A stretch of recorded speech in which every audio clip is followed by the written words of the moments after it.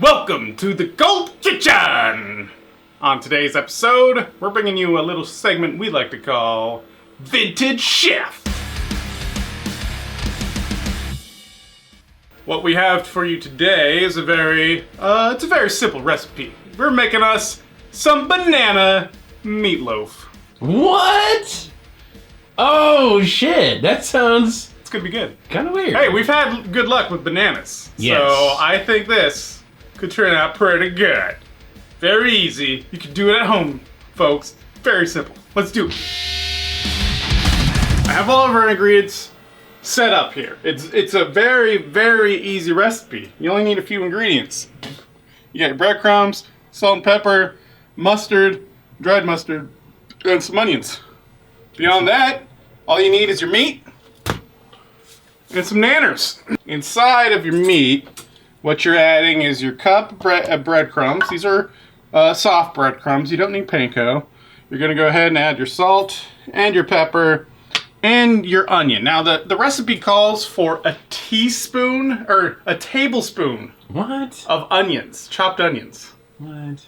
Why did you say a quarter of a cup then? If you're going to put onions inside of a pound of ground beef, you're gonna need more than a tablespoon to even notice they're there. Yes. So we're using about a little bit less than a quarter of a cup. We don't want to get too far off recipe here. Remember, we're proofing the recipe. Yes. I just wanted to add enough that you could actually fucking taste it. Now it does use a lot of salt. Actually, they called for a tablespoon of salt. You know, with As much crap as you're mixing in there, that makes sense. I mean, Compared to the half a teaspoon of fucking pepper they told you to put in here. I'm gonna go ahead and say that it's not gonna be heavy on salt. Like a tablespoon of salt for that much ingredients, I don't know. You're probably asking yourself, hey, you crazy bastard, you're supposed to put eggs in the meatloaf. That's what keeps it all contained.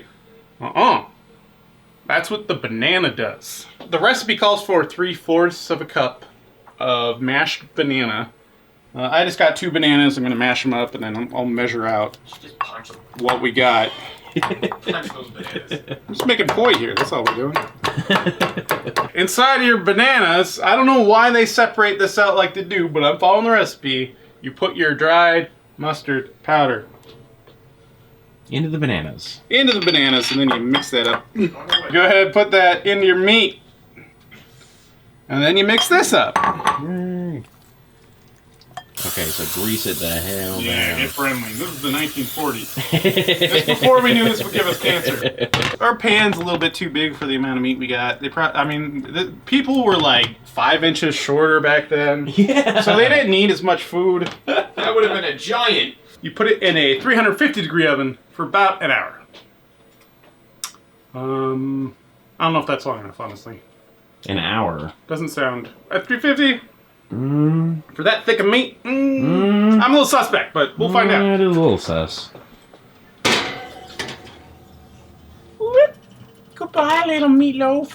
See you soon.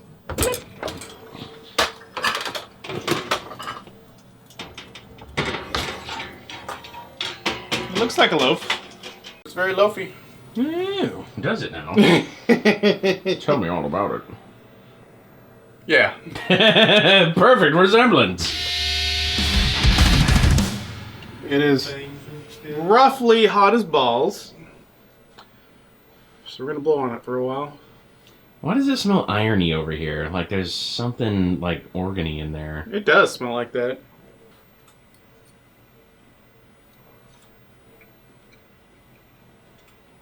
You can definitely tell it's salty. Tablespoon of salt's a little bit much. Oh, is Isn't it? it really? You can identify. There's something weird in there. There is something a little gummy. It has something extra. I don't think you'd be able to say, "Hey, you put a fucking banana in there." You won't be able to do that, but you would be like, "Where'd you get this recipe from, Grandma?" A little dab of barbecue sauce. Barbecue.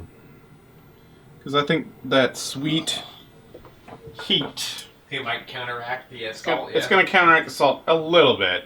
I mean, what do you need? What counteracts salt? Like vinegar? Nothing. No, citrus. Citrus counteracts salt, doesn't it? Mm-hmm. there's just something weird about it. There's definitely, you get a sense that, hey, there's something else in there. You can't tell what it is. You're going to drown this in cheese and ketchup anyways, because it's meatloaf, and that would be fine. It would taste like every other meatloaf you had. But it's, yeah, I don't know. I don't know what the benefit of the banana is, honestly. I'm not getting it. It's just kind of meh. It does seem awfully dry. It was cooked for a reasonable amount of time. Yeah. Okay, that's way too much fucking salt. Oh, really? I'm so surprised. I thought it wouldn't be enough. Ooh. It does have like, it's got a weird texture to it. Like it's almost like a traditional meatloaf, but you can definitely tell there's something funky in there. I'm not too bothered by the chew of it, honestly. Yeah, like you were saying, like I couldn't tell you that it's because there's a banana in there. It's just, it's not what you would traditionally associate with them. God, that is fucking salty. Oh. Going to the traditional ketchup.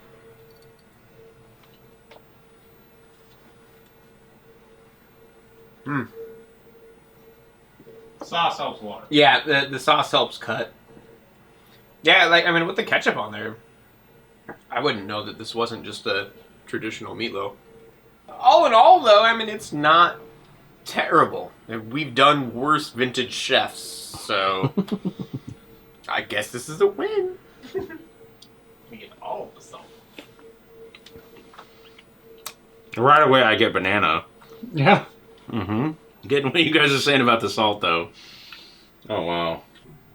I've never really had a meatloaf sandwich, yeah. Oh, man, meatloaf sandwiches. You never had a meatloaf sandwich? Or you get the fuck out of my house. A1 is the way to go.